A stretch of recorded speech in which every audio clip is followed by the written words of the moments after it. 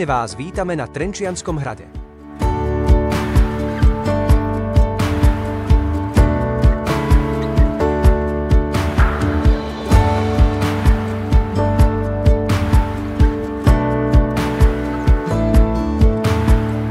Ide o väčšiu obytnú väžu Donion, ktorá bola súčasťou najstaršej hradnej zástavy.